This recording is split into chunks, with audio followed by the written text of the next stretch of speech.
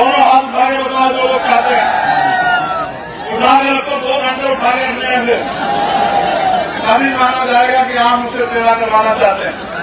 और आप याद रखना, आज कह रहा हूं इस मंच से, आज कह रहा हूं 2025 शुरू होने दो। इतनी मेहनत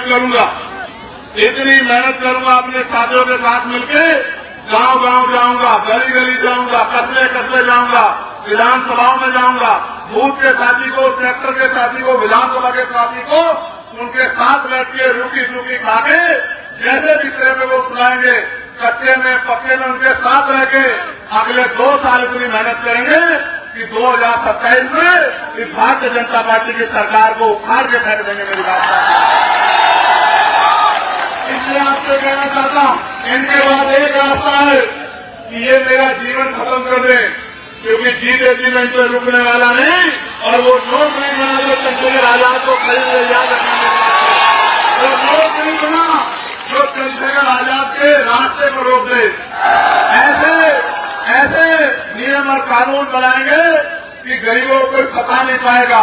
ऐसी व्यवस्था करेंगे कि धर्म और जाति के आधार पे कोई किसी मजहब का, कोई किसी व्यक्ति का शोषण नहीं कर पाएगा। ऐसे कानून व्यवस्था देंगे कि कोई किसी गरीब की बच्ची की तरफ आंख उठा के नहीं देख पाएगा। मेरी बात को आप याद रखना। और आज इस सभा में उपस्थित उधर की विधानसभा की महान जनता का जो बहुत बड़ी संख्या में यहाँ उपस्थित हुई है, मैं दोनों हाथ जोड़ के बहुत बहुत धन्यवाद करता हूं। बहुत जबरदस्त गर्मी है और ट्रेन छोटा पड़ गया है। मैं नौजवान साथियों का, उनके जोश का दिल की गहराइयों से धन्यवाद देता हूं। गर्मी बहुत है, लेकिन ये गर्मी भी नौजवानों के जोश को कम नहीं कर पा रही है। साथ साथ बहुत बड़े पैमाने पर यहाँ उपस्थित मातृशक्ति बहनों, माओं का भी मैं, जो सभा के चारों तरफ जगह जगह पर बैठी हैं, मैं उनका भी बहुत बहुत धन्यवाद करता हूं। इस मंच पर उपस्थित आजाद समाज पार्टी, भीम आर्मी के सभी सम्मानित नेताओं का, यहाँ इस चुनावी सभा में कार्य कर रहे हैं सभी नेताओं कार्यकर्ताओं का, विधानसभा के प्रभारियों का, जिले संगठन बूथ सेक्टर के स्वाभिमानी नेताओं का, प्रदेश के अध्यक्ष जी का, उनकी टीम का मैं दिल की गहराइयों से बहुत बहुत धन्यवाद करता हूं। साथ साथ हमारे लीगल सेल का, विजन 78 की टीम का और किसान मोर्चा की टीम का भी मैं धन्यवाद करता हूं।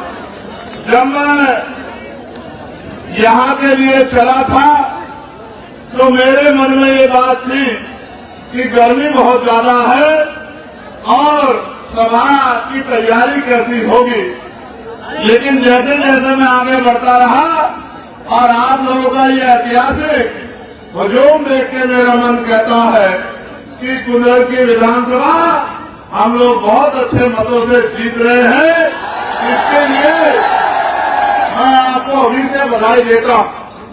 मेरे पास इंटेलिजेंस की रिपोर्ट भी है, जो रिपोर्ट ये कहती है कि भाई चांद बाबू ने जिस तरह से लंबे समय से यहाँ मेहनत की है और पिछली बार भी 2022 में जब उनको मौका मिल रहा था तो उनसे वो मौका छीनकर उनकी मेहनत को खामोश कर दिया गया।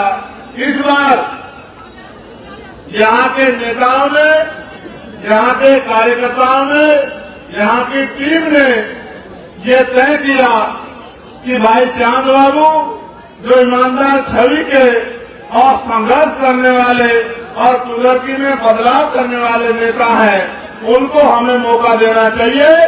तो मैं आप सबका आभार प्रकट करता हूं कि आपने उस फैसले को दिल से स्वीकार किया।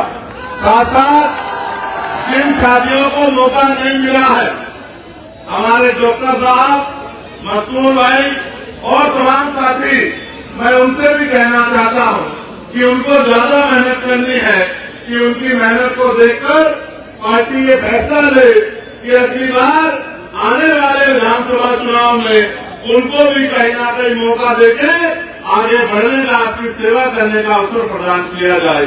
सामान्य साथियों, ये चुनावी सभा है। सबसे पहले तो चुनाव पे हम लोग बात करेंगे कि चुनाव क्यों होते हैं और चुनाव से क्या बदलाव होते हैं। चुनाव क्या बदलाव के लिए होते हैं या चुनाव सिर्फ एक अवसर होता है कि जनता चुनाव में भागीदार बने और फिर अपने घरों में जाकर बैठ जाए। इसके लिए हमें बाबा साहब अम्बेडकर को सुनना और समझना पड़ेगा।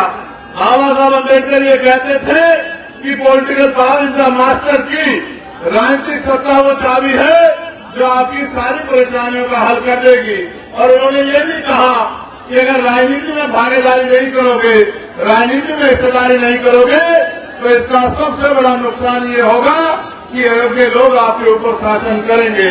आज जो सरकारें सत्ता में रहती हैं, वो सरकारें न नौजवानों की सुनती हैं, न किसानों की सुनती है, न महिलाओं की सुनती है, न कर्मचारियों की सुनती है, यहाँ तक कि अपनी पार्टी के कार्यकर्ताओं की भी नहीं सुनती है। वो सिर्फ तानाशाही करती है।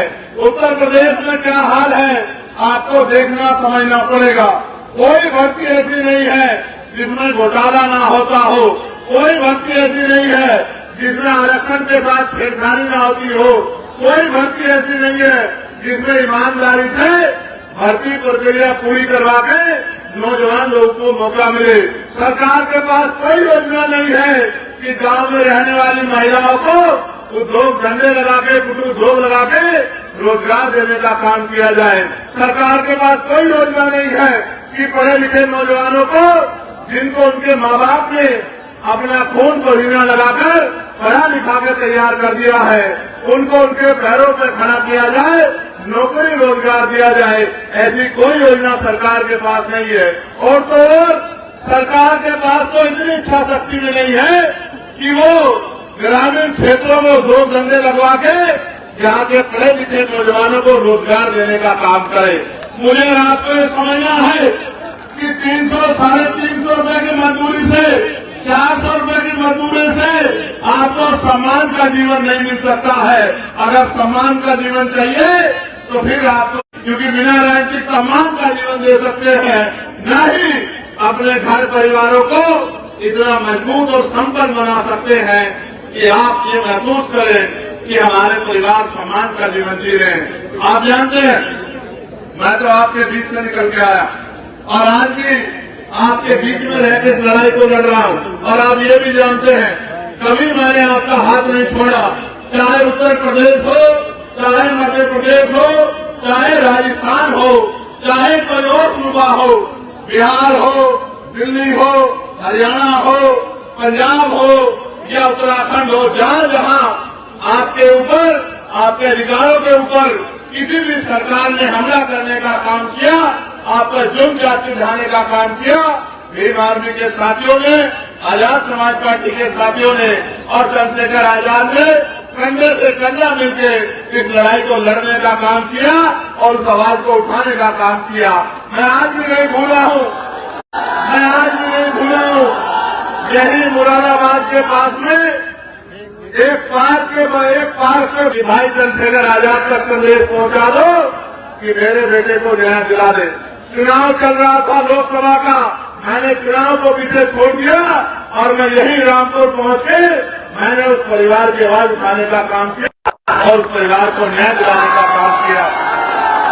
हमारे साथियों, इतनी बड़ी संख्या में मुझे और पार्टी संगठन में भरोसा करने वाले मेरे साथियों, आप ये जानते हो कि 69,000 शिक्षक भर्ती का मामला हो या पुलिस की भर्ती का मामला हो या दरोगा भर्ती का मामला हो या पटवारी भर्ती का मामला हो या आपके कोई भी हत्याबाज हो, कभी मैंने आपका साथ नहीं छोड़ा। चाहे दिल्ली में गुरु घर टूटा हो या एनआरसी का आंदोलन हो, जब मुसलमान भाइयों को परेशान करने का काम किया गया और आपकी वोट लेने वाले नेता घरों में घुस गए, चाहे मौलाना कलीम सिद्दीकी का मामला हो, चाहे तबलीगी जमात का मामला हो, चाहे मौलाना सात साहब का मामला हो, चाहे नासिर जुनैद का मामला हो, या अखलाक का मामला हो, या पहलू का मामला हो, या नजीब का मामला हो, या कहीं भी कोई जुर्म हुआ हो।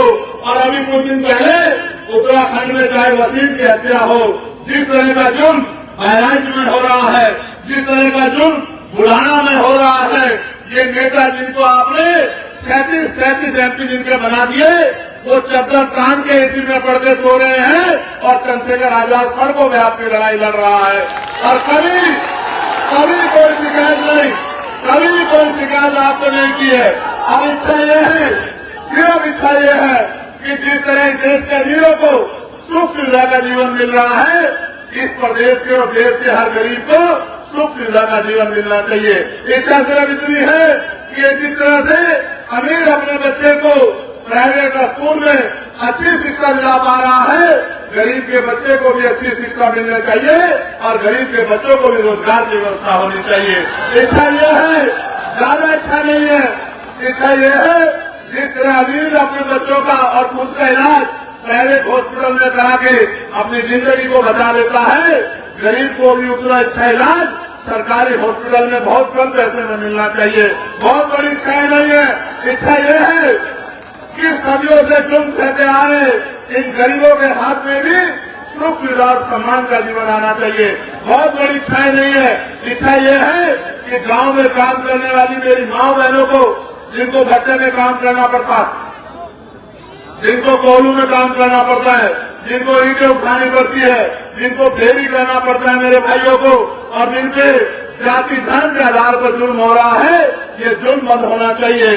जिस तरह से आरक्षण को खत्म करने का प्रयास भारतीय जनता पार्टी की सरकार दलित पिछड़े वर्ग के लोगों कर रही है, ये आरक्षण के साथ छेड़खानी बंद होनी चाहिए। मैंने तो पार्लियामेंट में मांग उठाई थी, आपने सुना भी होगा कि अब समय आ गया है कि निजी क्षेत्रों में SC/ST OBC के लोगों के लिए आरक्षण की व्यवस्था होनी चाहिए। ये पाल, प्रजापति, कश्यप, सैनी, मौर्य, साकेत, कुटवा, बिंद, राजभर, केवट, मल्ला, जाट, गुर्जर, तमाम जातियों के लोग जो पिछड़े वर्ग में आते हैं, जिनके पढ़े लिखे बच्चे बेरोजगार घूम रहे हैं, इनको संख्या के आधार पर आरक्षण मिलना चाहिए। और जो शेड्यूल कास्ट की जातियां हैं, इनको भी संख्या के आधार पर आरक्षण मिलना चाहिए। और सभी का जाति धर्म से ऊपर उठ के सभी का सम्मान होना चाहिए। जिस तरह का जुर्म आज बहन बेटियों पे हो रहा है, मेरी प्यारी प्यारी बच्चियां खड़ी है, डर लगता है कि कोई गुंडा किसी बहन को अपमानित न कर दे। और अपमानित करने वाले लोगों को ये भाजपा की सरकार के लोग संरक्षण देने का काम करते हैं। ईमानदार पुलिस कर्मियों को डराने का, दबाने का काम करते हैं। कानून व्यवस्था को चौकट करने का काम, कानून व्यवस्था को दम तोड़ देने का काम कराते हैं। ये जुर्म जाति बंद होनी चाहिए। बहन बेटियों का सम्मान होना चाहिए। बहन बेटियों को नौकरी रोजगार मिलना चाहिए। और धर्म के नाम पे जो हिंसा हो रही है, जिस तरह से अन्य धर्मों के महापुरुषों को, पीर को, पैगंबरों को, जिस तरह से गुरुओं को अपमानित किया जा रहा है, उनके खिलाफ हिंसा का माहौल बनाया जा रहा है, उनके खिलाफ अपमानजनक टिप्पणी की जा रही है और देश को अस्थिर करने का प्रयास किया जा रहा है। ये जुर्म जाति में बंद होनी चाहिए, चाहे अपमान धर्म के आधार पर हो या जाति के आधार पर, ये सब बंद होना चाहिए। और मेरी इस बात को आप कान खोलकर सुनो, ये सत्ता बदलती रहेगी, आती जाती रहेगी। 75 साल से आप देख रहे हैं, सत्ता आती है, वादे करती है, चली जाती है। उत्तर प्रदेश की भाजपा सरकार ने 2022 में वादा किया था कि अगर हमारी सरकार बनी तो हम किसानों को का बिजली का बिल माफ करेंगे। हमारी सरकार बनी तो बहुत कम दामों में बिजली की व्यवस्था करेंगे। हमारी सरकार बनी तो 500 रुपए में सिलेंडर देंगे। हमारी सरकार बनी तो नौजवानों को भत्ता देंगे। बताओ मेरे नौजवान साथियों, भत्ता मिलता है क्या? नौकरी मिलती है क्या? रोजगार मिलता है क्या? और तो रोजगार की आवाज उठाने जाओगे तो लाठियों से पीटने का काम करवाया जाएगा। अपनी हक की आवाज उठाने जाओगे तो जेल में बंद करने का काम किया जाएगा। और छोटे छोटे चुनाव में, गन्ना सोसाइटी के चुनाव में इन्होंने किसानों के पर्चे भरवा दिए, किसानों पे जुल्म किया। और मुझे तो पीड़ा इस बात की है कि जिन पे जुल्म हो रहा है वो चुप्पी थाम कर बैठे हैं। अब वक्त आ गया है कि गुलामी की बेड़ियां काट दो। अब वक्त आ गया है कि एकजुट होकर अपनी ताकत बना लो। अब वक्त आ गया है कि अपने अधिकारों की लड़ाई को लड़ो। अब वक्त आ गया है कि अपनी वोट से और वोट की चोट से अपने ऊपर हुए के जुल्म का हिसाब दो। नौजवान साथियों, आप ये जानते हैं ये नीला पट्टा ये आत्मसम्मान का स्वरूप है। ये नीला पट्टा समानता का स्वरूप है। ये नीला पट्टा बाबा साहब अम्बेडकर का रूप है। इस नीले पट्टे वालों को तय करना होगा कि संविधान विरोधी ताकतों को जमींदोजी हमें करना पड़ेगा। इनको धूल चटानी पड़ेगी और अपने हाथ में राजनीतिक व्यवस्था लेनी पड़ेगी। आज पुलिस के साथी यहाँ ड्यूटी कर रहे हैं, मैं इनके लिए भी चिंता करता हूँ। मैंने इनके लिए भी पार्लियामेंट में मांग उठाई कि इनको 8 घंटे की ड्यूटी इनको मिलनी चाहिए और सप्ताह में 1 दिन छुट्टी इनको मिलनी चाहिए। और बॉर्डर स्कीम से जो है जिस तरह से इनको परिवारों से दूर रहना पड़ता है तो बॉर्डर स्कीम भी खत्म होनी चाहिए। ये सरकार तो नहीं करेगी, लेकिन मैं पुलिस के साथियों को कहना चाहता कि आप चिंता मत करो। हमारे लोग मेहनत कर रहे हैं और आने वाला कल हमारा होगा, इन कमजोरों का होगा, गरीबों को होगा। आप देखना आपकी मांगों को भी पूरा करने का काम हम लोग करें। चाहे आशा बहने हो, आंगनबाड़ी बहने हो, भोजन माता हो, हमारे होमगार्ड के साथी हो, पीआरडी के साथी हो, ग्राम रोजगार सेवक हो, सबके वेतन वृद्धि की मांग मैंने पार्लियामेंट में उठाने का काम किया। और जो जुल्म हो रहा है चाहे किसानों पे या पहलवान बेटियों पे, सबकी लड़ाई लड़ने का काम किया। लेकिन आज जिस तरह से दिल्ली में खड़े होके मैं आपके मुद्दों के लिए, आपके हकों के लिए लड़ रहा हूँ, असेंबली में एक आदमी मेरे पास नहीं है कि वो इस तरह से लखनऊ में मुख्यमंत्री से हाथ मिला के आपकी लड़ाई लड़ने का काम करे, आपके लिए सवाल करने का काम करे, मुख्यमंत्री जवाब मांगने का काम करे। बुजुर्गी के मेरे साथियों, आप नहीं चाहते कि हमारी ताकत और बढ़नी चाहिए? बताओ, चाहते हैं नहीं चाहते हो? ये आपके हाथ में है।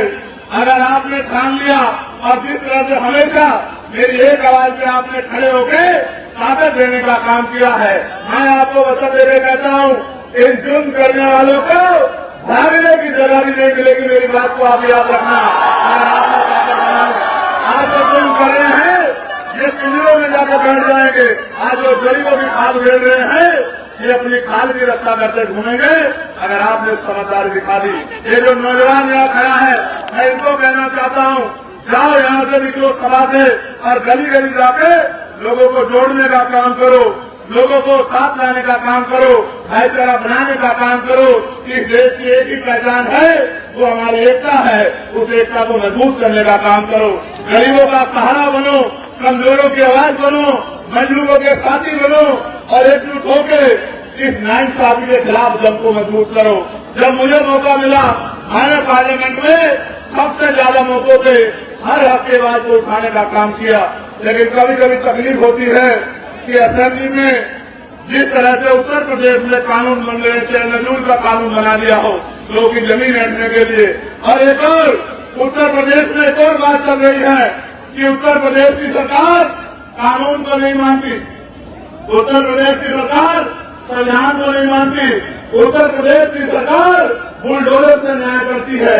मैं आपको विश्वास दिलाता हूँ कि जिन घरों पर बुलडोजर चलाया गया है, ताकत बनने दो, इन सब घरों को इससे भी मजबूत बना के देने का काम हम लोग करेंगे। इनको बुलडोजर चलाने का काम किया गया है।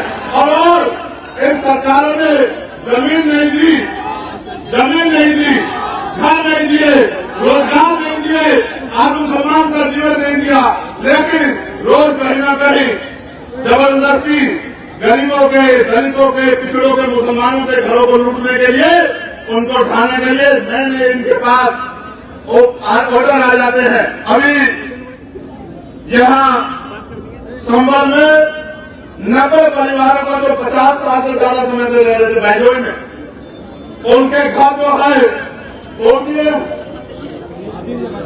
सील लगा दिए। आप ये बताओ, सरकार गरीबों को घर देती है, गरीबों के घर तोड़ती है? बताओ। लेकिन आज की सरकार तो गरीबों से उनका घर छीन रही है। इसका मतलब है सरकार गरीबों की सरकार नहीं है, ये पैसे वालों की सरकार है। इन पैसे वालों की सरकार के कुंडे बंद करने का समय आ गया है और आपका मौका है। औरों को नहीं मिला, उत्तर प्रदेश के बहुत सारे लोगों को ये मौका 2027 में मिलेगा, लेकिन आपको ये मौका 2024 में मिल गया है। जो कारनामा नगीना के लोगों ने करके दिखाया, वो कारनामा आप भी दोहरा सकते हो। नगीना में मुझे हराने के लिए इन्होंने एक ही चोटी का जोर लगा लिया, चाहे एनडीए अलायंस के लोग हो या इंडिया अलायंस के लोग हो, सब लोगों ने पूरी ताकत लगाई। क्यों? वो बीजेपी से नहीं लड़ रहे थे, वो लड़ रहे थे चंद्रशेखर आजाद से, क्योंकि वो जानते हैं कि जो चंद्रशेखर आजाद 1 साल पहले कुछ भी नहीं था, तब भी अपने साथियों के साथ जुर्म को रोकने के लिए मैदान में रहता था, सड़कों में रहता था। अगर वो ताकत में चला गया तो ना कोई जुर्म कर पाएगा, ना कोई गरीब डरेगा, न किसी को डरा के वोट दिया जाएगा। इसलिए जानबूझ के मुझे रोकने के लिए जोर लगाया। मैं इस मंच के माध्यम से नगीना के साथियों का धन्यवाद करता हूं और नगीना जाकर मेहनत करने वाले हर एक शख्स का धन्यवाद करता हूं। और जो वादा विश्वास उन्होंने मुझ में दिखाया था, मैं वचन देता हूं मेरे खून का एक कतरा हमेशा उनके लिए समर्पित रहेगा और जब तक मैं जीऊंगा उनकी लड़ाई को मैं हर कदम में लड़ने का काम करूंगा, उनकी ताकत बनाने का काम करूंगा। मैं आपको भी कहता हूं, यहाँ बड़े बड़े नेता आएंगे, बड़े बड़े कुर्ते वाले आएंगे, बहुत बड़े बड़े नाम वाले आएंगे और वो सब आपको कहेंगे कि भाई ऐसा मत करो, वैसा मत करो। लेकिन आप बताओ, क्या इस देश से उत्तर प्रदेश की सरकार बदल जाएगी?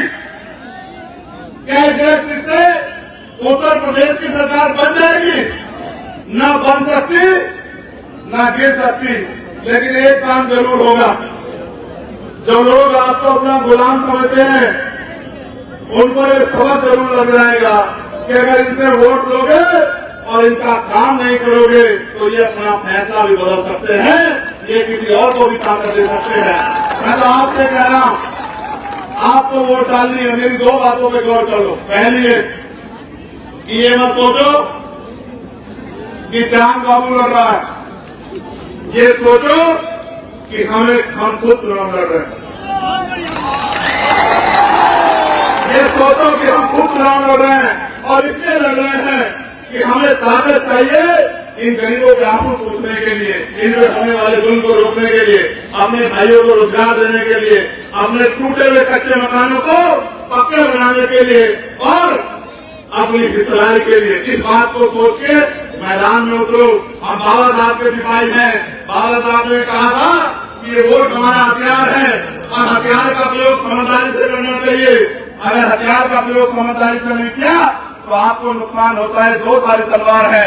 अगर आपने जिम्मेदारी से, समझदारी से मेहनत करके वोट दी तो हाजी चांद बाबू जीतेंगे और आपकी ताकत बनेगी।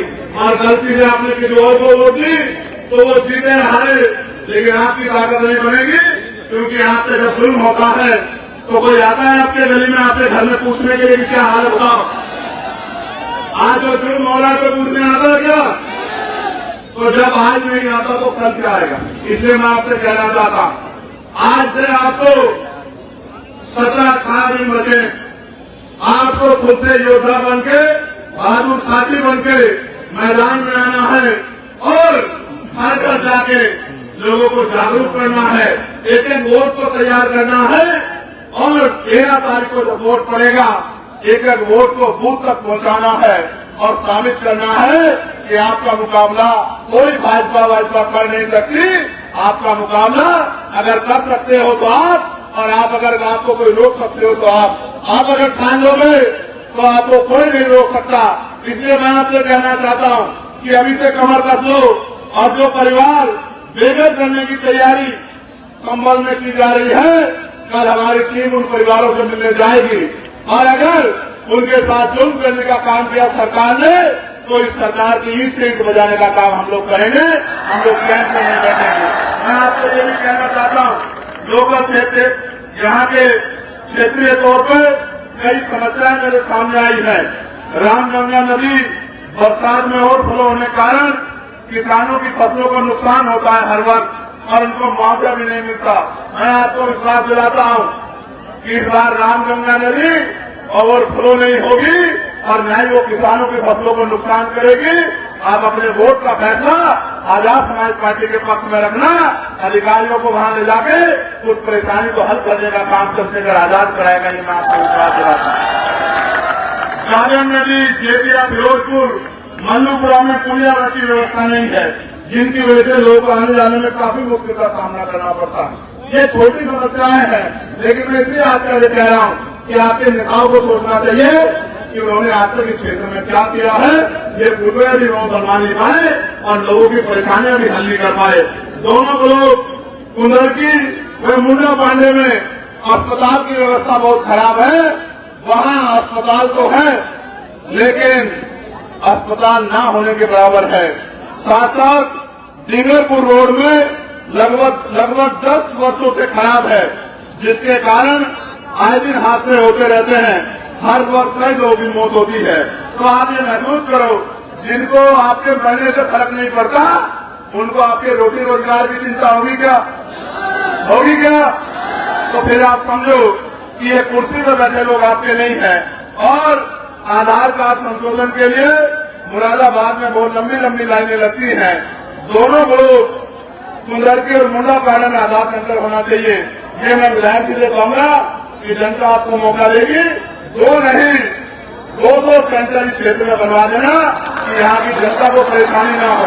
अब मैं आपसे कहना चाहता हूँ कि आप चाहते हो कि मुझे आपकी सेवा करने का मौका मिले?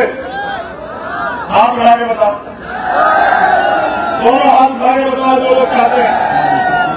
उठा के रखो, 2 घंटे उठा के रखने से तभी माना जाएगा कि आप मुझसे सेवा करवाना चाहते हैं। नीचे करो। तो लोकतंत्र में ये मौका मुझे कैसे मिल सकता है? बताओ कैसे मिल सकता है? जब आप अपनी उंगली से ये फैसला कर दो कि चंद्रशेखर आजाद के हाथों को मजबूत करना है, उसको कमजोर नहीं छोड़ना, उसको इतनी ताकत देनी है कि वो कलम से हमारी जिंदगी के फैसले लिख सके, गरीबों को उनका हक अधिकार दिला सके। मैं फिर आपसे कह रहा हूं,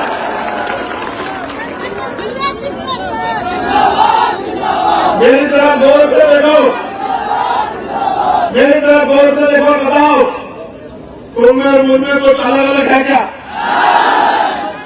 तुम और मैं एक जैसे हालात से आए निकल के, आपने मेहनत करके अपने खून पसीने लेकर रुपया लगा के मुझे जिताकर लोकसभा भेजने का काम किया। लेकिन जब से मैं लोकसभा गया हूं, बताओ क्या एक दिन में आपने चैन से बैठा देखा? कोई ऐसा मामला देखा जहां मेरी जरूरत में ना पहुंचाऊं? मैं आपसे फिर ये कह रहा हूं, मैंने 16 महीने जेल काटी, याद है नहीं याद है आपको? क्या मेरे घर का झगड़ा था? मैंने दिल्ली में 2 बार तिहाड़ काटी। एक बार जब गुरु घर टूट गया था तब, और दूसरी बार एनआरसी में, जब इस प्रदेश का नहीं पूरे देश का मुसलमान अपने आप को तगड़ा अकेला महसूस कर रहा था और जिनको वोट देता था वो फोन भी नहीं उठाते थे, दरवाजे भी खोलते थे। जब सब लोग, और उसमें भी माँ बहने सड़कों पर बैठी थी, इस उम्मीद से भी कोई उनकी आवाज बनेगा। कभी अकेला चंद्रशेखर आजाद और भीम आर्मी थी जिसने सड़कों को नीला करके ये विश्वास दिलाने का काम किया था कि आप अकेले नहीं हो, हम सब लोग आपके साथ। आपको याद होगा जब किसान आंदोलन कर रहे थे, उन किसानों के लिए 13 महीने सड़कों पे हमने खून पसीना बहाने का काम किया। आपको याद होगा जब पहलवान बेटियां इस भाजपा सरकार से लड़के वहां जंतर मंतर का आंदोलन कर रही थी, तो उनकी आवाज उठाने के लिए आपका यही बेटा चंद्रशेखर आजाद, आपका भाई मैदान में खड़ा था। आपको याद होगा कि जब मैंने चाचा गोलियां खाई, याद है नहीं याद है? जब आपने खून से होली खेलने का प्रयास किया गया था, आपके भाई को मारने का प्रयास किया गया था, भूल तो नहीं गए हो? और इन्हीं सरकार के लोगों ने मजाक बनाने का काम किया था। आपने साबित कर दिया कि ये गरीब अमीरों के भरोसे नहीं है। आपने नगीना में साबित कर दिया। लेकिन मैं आपको वचन देता हूं कि मैं भी जब तक चैन से नहीं बैठूंगा, जब तक मेरी हर मां बहन ये महसूस ना करे कि वो देश में इज्जत की जिंदगी और सुख सुविधाओं की जिंदगी प्राप्त कर चुकी है, तब तक मैं चैन नहीं करता। जब तक चाहे जैन हो, चाहे बौद्ध हो, चाहे सिख हो, चाहे ईसाई हो, चाहे मुसलमान हो, चाहे किसान हो, चाहे नौजवान हो, जब तक उनकी परेशानियों को हम लोग खत्म नहीं कर देते तब तक हम लोग चैन से नहीं बैठेंगे। मैं धन्यवाद दूंगा हमारे प्रदेश की टीम का, हमारे मंडल के जिले के नेताओं का, मैं धन्यवाद दूंगा हमारी महिला नेताओं का, लेकिन मैं सबसे ज्यादा धन्यवाद दूंगा कुदरती की महाजनता का। इतनी तरह आज उन्होंने इन बड़े बड़े दलों के सामने मेरे हौसले को मजबूत किया है। मैं वचन देकर कहता हूं मेरे खून का अमली करना भी आपके काम आएगा। और जो साथी यहाँ मेहनत कर रहे हैं उन्होंने मुझसे वादा किया था कि आप श्याम बाबू को मौका दे दो, हम दिन रात एक कर देंगे। आप सोचो होगा क्या अगर आपने इस विधानसभा को जिता दिया, क्या होगा पता आपको? क्या होगा आपको पता है? मैं बताता हूं क्या होगा। जो अधिकारी कर्मचारी आज आपकी सुनते नहीं है ना, आप लिख के रख लो 13 तारीख को वोट पड़ेंगे, 23 में परिणाम आएगा।